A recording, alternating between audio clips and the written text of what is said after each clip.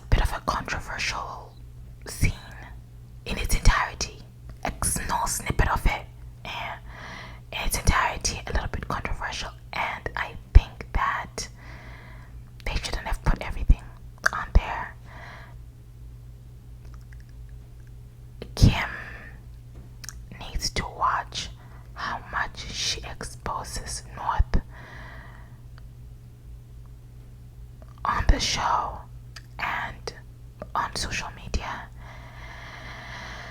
know what there is a Kardashian, like not an actual Kardashian. I mean, she's the West, but the machine of hate and media being put on a young child for what they think. That's different, you know. It's very different from like a performance or something like that. Still very concerned about that, but yeah, it was a lot. Even just like reading that, you know, Beyonce premiered her Renaissance show movie. I'm going to go watch it for sure. Not this coming week, but the week after. And hearing that Blue Ivy saw the comments and worked harder. No kid should have to read those comments. It just didn't land with me. I didn't like it. And yes, kudos to her for showing up and pushing through, but she's only a baby and like 11. She's young. She doesn't need that kind of scrutiny and feedback. Same thing with North, doesn't need that kind of scrutiny and feedback. So just that general concern for like young people in the public eye and what they get to see about what people say back to them, especially this machine that is media, that is the conversations, the social commentary, the videos like this, like what I'm doing. It's so unnecessary for very young people to see. So yeah, that was a little bit of that. I'm sure you guys have heard the story of Puff Daddy, P Diddy, and Cassie. If you guys don't know Puff Daddy or P Diddy or Puffy is, he's this huge, he's a rapper, musician sort of ish, turned mogul. You know, he did a bit of A&R. He was known for Bad Boy Records, which had like the legendary Biggie Smalls or Biggie. It had Mace. It had so many talented artists, and he took that and he turned it into Rock. Now he's got is it Deleon or something like that. He's got Revolt, TV, radio, everything. He did Sean John Fashion in the early days. Like, I really remember him. I didn't know Puffy Music and I didn't know Bad Boy when those guys were hot. Like, I didn't really know them. But what I'll tell you is, when J-Lo dropped that song that was allegedly for him, the Love Don't Cost a Thing, you know, if you're gonna get me as you don't, I think you're gonna spend your cash. Well, even if you were broke, my love don't cost a thing. I loved that video, the dancing, everything was so cute and quirky. But like, that's when I really knew who Puffy was. And then he did the I Need a Girl to Ride, and I remember that song. Those are the songs that I really knew about Puffy. I knew Puffy was in the music business, but I didn't know Puffy as a musician. I knew him for the Sean John Fashions, and I knew that he became bigger than all of that, and he was just his moneymaker. When I tell you that I have fallen down the rabbit hole of who Puffy is, so ultimately, Puffy is a toxic, abusive, human trafficking guy. You know, he trafficked his ex-girlfriend, made her have sexual relationships with other people, recorded that content, threatened it over her, threatened her career over that. Just a very toxic guy, very controlling guy. And also, he was rumored to be on the DL for a long time. But I think now, with just like us knowing, understanding like the spectrum of sexuality, he's definitely coming across more as like bisexual and stuff like that. He has these infamous parties where things have always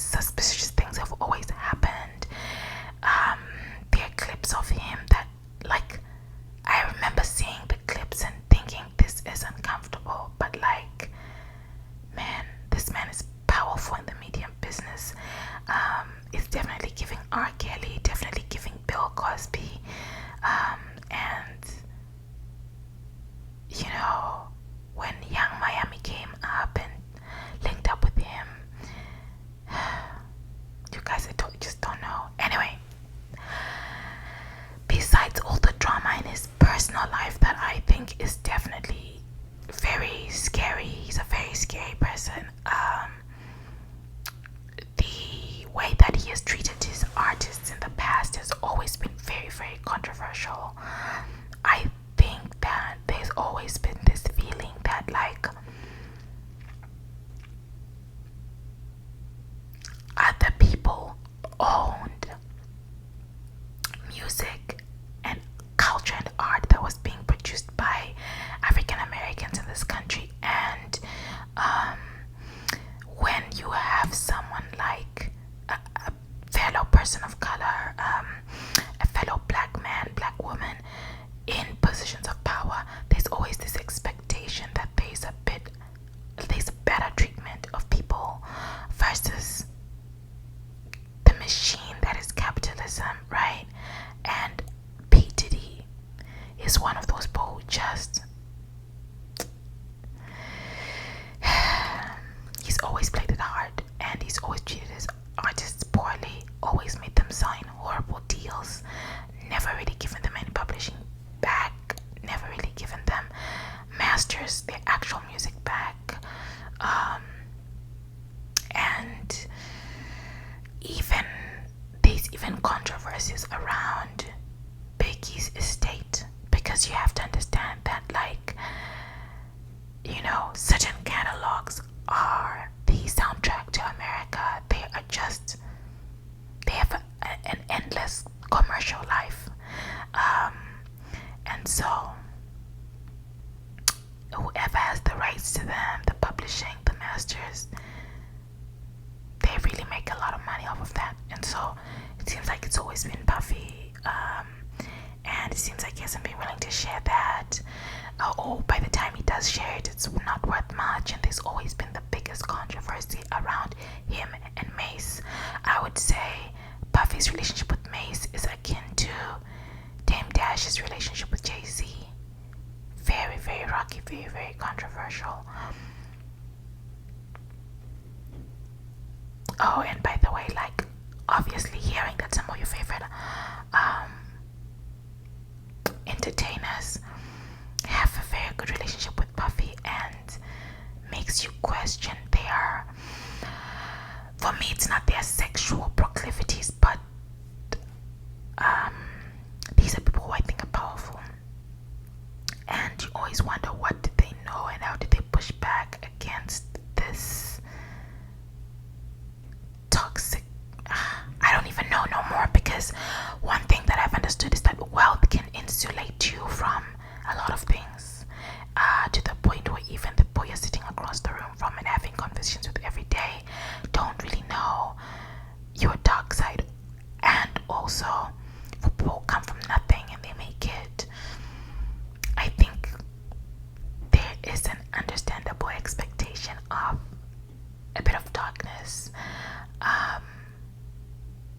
What you hope for is that it's in their past. You know, you look at people like Jay-Z, you look at people like 50 Cent, who've kind of alluded to being different and outgrowing certain things, although you never know what that means, right? And I think Puffy was definitely trying to rebrand again after the P. Diddy, and then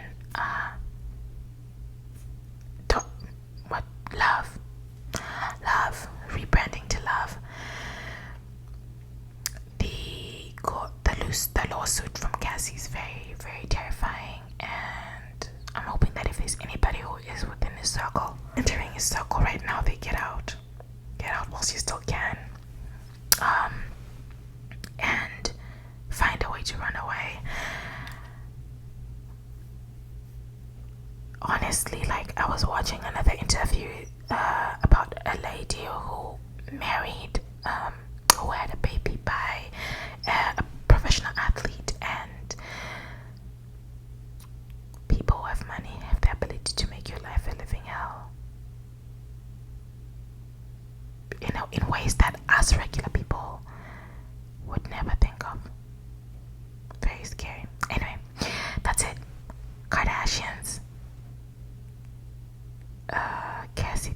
Oh, one more thing. Oh my God, you guys, Usher in Vegas. I saw him do a little bit with like Janelle Monáe. When I tell you that I loved it, was literally staring